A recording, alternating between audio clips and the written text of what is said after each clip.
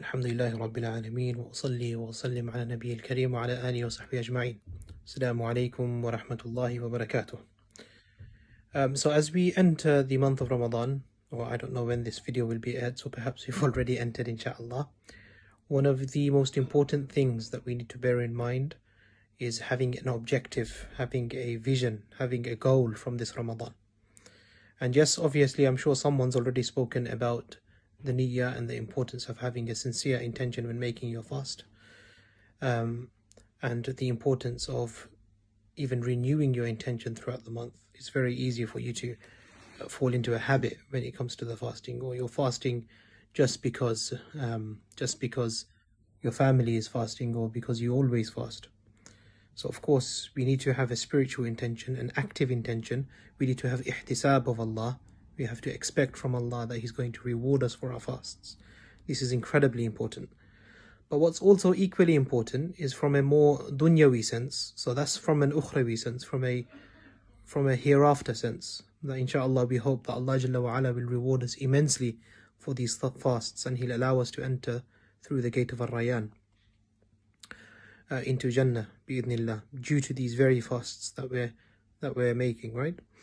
The other perspective is that Ramadan, it gives you self-control. The most basic elements of your being, eating, drinking, your most carnal desires are all tamed for the majority of the day. This incredible discipline, it also needs to be channeled such that it results in a change that goes beyond the month. And quite a few psychologists, they mention that it takes about 40 days to inculcate a new habit.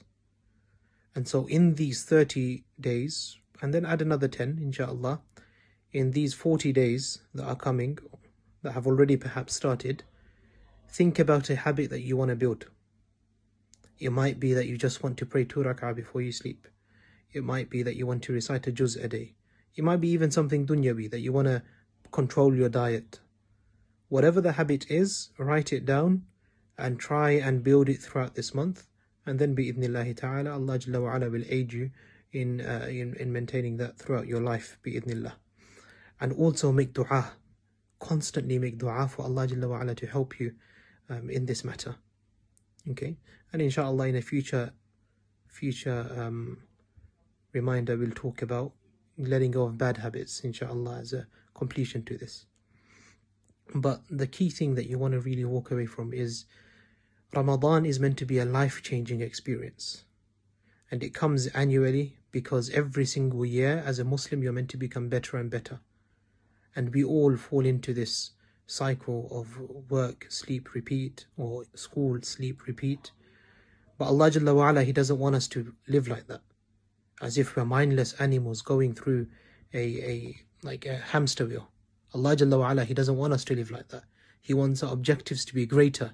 He wants us to be journeying through this life.